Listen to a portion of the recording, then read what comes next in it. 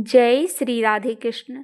हिंदू धर्म में फुलेरा दूज जगत के पालनहार भगवान श्री हरि विष्णु के 8वें अवतार श्री कृष्ण को समर्पित है।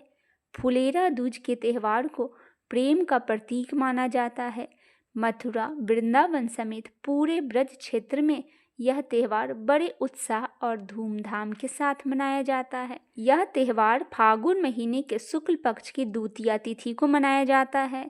फुलेरा दूज को भगवान श्री कृष्ण ने राधा रानी और गोपियों के साथ फूलों से होली खेली थी, इसीलिए इस दिन फूलों वाली होली मनाई जाती है। फुलेरा दूज के दिन भगवान कृष्ण और राधा रानी की पूजा की जाती है। फुलेरा दूज के दिन को अबूझ मुहूर्त कहा जाता है, मतलब कि इस दिन किसी भी शुभ काम को करने के लिए मुहूर्त देखने की आवश्यकता नहीं होती। इस दिन कोई भी शुभ काम बिना मुहूर्त देखे किया जा सकता है। हिंदू पंचांग के अनुसार फाल्गुन महीने के शुक्ल पक्ष की द्वितीया तिथि की शुरुआत 1 मार्च दिन शनिवार को सुबह 3:16 पर हो रही है। इस तिथि का समापन 2 मार्च के दिन रविवार को देर रात 12:09 पर हो जाएगा। ऐसे में उदया तिथि के अनुसार 1 मार्च के दिन शनिवार को ही फुलेरा दूज का पर्व मनाया जाएगा। आइए जानते हैं फुलेरा दूज का महत्व क्या है। फुलेरा दूज बसंत के आगमन का उत्सव है। यह दिन कृष्ण भक्तों के लिए बहुत महत्व रखता है। फुलेरा दूज पर ब्रज में एक दूसरों पर फूलों की होली खेलकर खुशियाँ मनाया जाता है। फुलेरा दूज पर ब्रज में भगवान श्री कृष्ण और राधा रानी पर फूल बरसाए जाते हैं और माखन मिश्री का भी भोग लगाया जाता है। फुलेरा दूज पर मिठाइयों और प्रसाद भी बांटी जाती है। फुलेरा दूज इसलिए मनाई जाती है क्योंकि इस दिन भगवान श्री कृष्ण ने फूलों की होली खेली थी। यह त्यौहार ब्रज में बहुत धूमधाम से मनाया जाता है और चारों तरफ खुशी का माहौल होता है। आइए सुनते हैं फुलेरा दूज की एक बहुत ही सुंदर सी पौराणिक कथा। फुलेरा दूज की कथा के अनुसार व्यस्तता के कारण भगवान श्री कृष्ण कई दिनों से राधा जी से मिलने वृंदावन नहीं आ रहे थे। राधा के दुखी होने पर गोपियां भी श्री कृष्ण से रूठ गई थी। राधा के उदास होने के कारण मथुरा के वन सूखने लगे और पुष्प भी मुरझा गए। वनों की स्थिति के बारे में जब भी श्री कृष्ण को पता चला तो वह राधा से मिलने वृंदावन पहुँचे। श्री कृष्ण के आने से राधा रानी खुश हो गई और चारों ओर फिर से हरियाली छा गई। कृष्ण ने खिल रहे पुष्प को तोड़ लिया और राधा को छेड़ने के लिए उन पर फेंक दिया। राधा ने भी ऐसा ही किया श्री कृष्ण के साथ। यह देखकर वहाँ पर मौजूद गोपियाँ और ग्वालों ने भी एक दूसरे पर फूल बरसाना शुरू कर दिया। कहते हैं तभी से फूलों की होली खेले जाने लगी। इस दिन मथुरा और वृंदावन के सभी मंदिरों को फूलों से सजाया जाता है तथा फूलों की होली खेली जाती है। फुलेरा दूज का उत्सव उत्तर भारत के गांवों में बड़ी धूमधाम से मनाया जाता है। इस त्यौहार को फूलों से रंगोली बनाकर श्री राधा कृष्ण का विशेष रूप से फूलों का श्रृंगार करके उनका पूजन किया जाता है। आइए जानते हैं फुलेरा दूज पर विशेष पूजा का क्या लाभ होता है। फुलेरा दूज पर श्री राधा कृष्ण की पूजा से केवल आध्यात्मिक लाभ ही नहीं मिलता, बल्कि यह दिन भक्तों के जीवन में खुशहाली, प्रेम और समृद्धि लाने वाला होता है। इस दिन विशेष रूप से फूलों से होली खेली जाती है, जो कि प्रेम और भाईचारे का प्रतीक है। यह पर्व सभी को एकजुट करने का काम करता है और जीवन में सकारात्मकता ऊर्जा का संचार करता है। फुलेरा दूज भगवान श्री कृष्ण और राधा रानी के प्रेम और भक्ति का पर्व है। यह दिन न केवल धार्मिक महत्व रखता है, बल्कि यह हमें प्रेम, भक्ति और सामूहिक एकता का संदेश भी देता है। इस दिन की पूजा विधि और मंत्रों का जाप करने से जीवन में शांति और समृद्धि आती है। इसीलिए इस खास पर्व पर श्रद्धापूर्वक पूजा करना और श्री कृष्ण की कृपा प्राप्त करने का एक उत्तम कार्य करना चाहिए। आइए सुनते हैं राधे और कृष्ण की पहली रासलीला की कथा। कृष्ण ने राधा और गोपियों के साथ यमुना किनारे जब पहली रासलीला रचाई तो उस दिन सारी पुरानी परंपराएं टूट गई। यह रास लीला ग्वालों और गोपियों के बीच एक खेल के रूप में शुरू हुई और कृष्ण की बांसुरी की मनमोहक धुन के साथ अपने चरम पर पहुंच गई। कृष्ण ने राधा और गोपियों के साथ यमुना किनारे जब पहली रास लीला रचाई।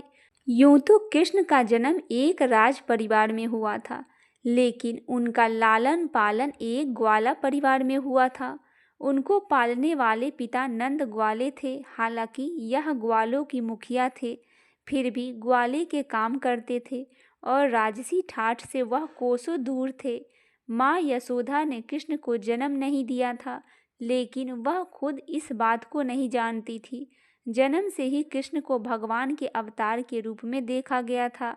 दरअसल उनको लेकर हुई भविष्यवाणियों और गणनाओं की वजह से माना जा रहा था कि वह लोगों को उनके दुख, दर्द और पीड़ा से मुक्ति दिलाएंगे।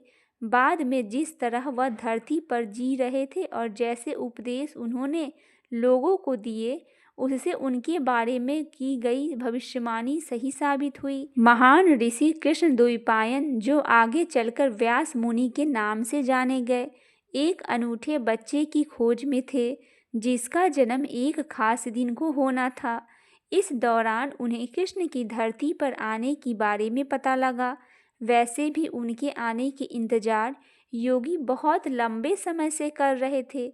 जन्म के साथ ही कृष्ण को तारनहार कहा गया। गोकुल और बरसाने के ग्वाले वृंदावन नाम की एक जगह पर जाकर बस गए थे। वृंदावन काफी खुली और हरी भरी जगह थी। ये नई बस्ती कई मायनों में पुरानी मान्यताओं को तोड़ने वाली और ज़्यादा खुशहाल साबित हुई। चूँकि ये लोग अपने पुराने परंपरागत घरों को छोड़कर आए थे, इसीलिए इनके पास पहले से अधिक आज़ादी थी। यह नई जगह ज़्यादा समृद्धि और खूबसूरत थी। खास तौर पर युवाओं और बच्चों को यहाँ इतनी आज़ादी मिली जिसे उन्होंने पहले महसूस नहीं किया था। यहाँ चीज़ें वाकई काफ़ी अलग थी। आखिर समुदाय में लोगों के पास समृद्धि थी और खुलकर जीने का एक नया एहसास था। इनमें बच्चे भी शामिल थे। इन बच्चों के समूह में राधे और थोड़ी बड़ी थी। वह कभी किसी दायरे में बंधकर नहीं रही थी और उसे समाज में एक अलग ही आज़ादी मिली थी। ऐसी आज़ादी जिसके बारे में दूसरी लड़कियां सोच भी नहीं सकती। राधे लड़कियों का नेतृत्व करती थी और जबकि कृष्ण लड़कों को, और फिर इन दोनों की अगुवाई में हर्ष और उल्लास से भरे मिलाप होते थे। कृष्ण 7 साल के थे और राधा 12 साल की थी। उनके साथ उन्हीं की उम्र के बच्चों की एक बड़ी टोली रहा करती थी। वृंदावन में होली का त्यौहार आया। इस रंगीन माहौल में जब हर चीज़ अपने चरम पर थी, पूर्णिमा की एक विशेष शाम को लड़के और लड़कियां की ये टोलियां यमुना नदी के किनारे इकट्ठी हुई। नई जगह के इस माहौल की वजह से कई पुरानी परंपराएं टूट गई और पहली बार ये छोटे लड़के और लड़कियां नहाने के लिए नदी पर गए, एक साथ पहुँचे। पहले तो इन टोलियों ने खेलना शुरू किया, इसके बाद उनका एक दूसरे पर पानी उछलना और बालू और मिट्टी फेंकने का खेल शुरू हुआ। इस बीच वे एक दूसरे को देखकर चिढ़ाते थे और बीच बीच में गालियां देने के तौर पर चलता था। थोड़ी देर बाद जब इस खेल का जोश बढ़ता गया तो बच्चों ने मिलकर नाचना शुरू किया। फिर हर्ष और उल्लास के साथ अपने जुनून में वे नाचते गए और नाचते ही गए। लेकिन कुछ देर बाद थकान होने पर वे धीरे धीरे एक एक करके गिरने लगे।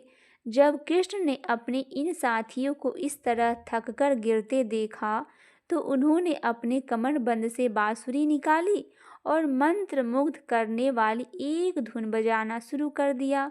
कृष्ण की बांसुरी की यह धुन अत्यंत मनमोहक थी, जिसे सुनकर सभी उठ खड़े हुए और फिर सभी मस्ती में झूमते गए और झूमते ही गए। वे इस धुन में नाचते नाचते इतने मगन हो गए कि अपने आप को ही कृष्ण के चारों ओर जमा हो गए। नाच का यह दौर लगभग आधी रात यूं ही चलता रहा। पूर्णिमा की एक विशेष शाम को लड़के और लड़कियां की ये टोलियां यमुना नदी के किनारे इकट्ठी हुई। नई जगह के इस माहौल की वजह से कई पुरानी परंपराएं टूट गई। रासलीला या कृष्ण लीला में युवा और बालक कृष्ण की गतिविधियों का मंचन होता है। इस कृष्ण की मनमोहक अदाओं पर गोपियां यानी ब्रज बालाएं लुट गई थी। कान्हा की मुरली का जादू ऐसा था कि गोपियां अपनी सुध बुध गवा बैठती थी। गोपियों के मदहोश होते ही शुरू होती थी कान्हा के मित्रों की शरारतें। माखन चुराना, मटकी फोड़ना, गोपियों के वस्त्र चुराना, जानवरों को चरने के लिए गांव से दूर छोड़कर आना ही प्रमुख शरारत थी, जिन पर पूरा वृंदावन मोही था।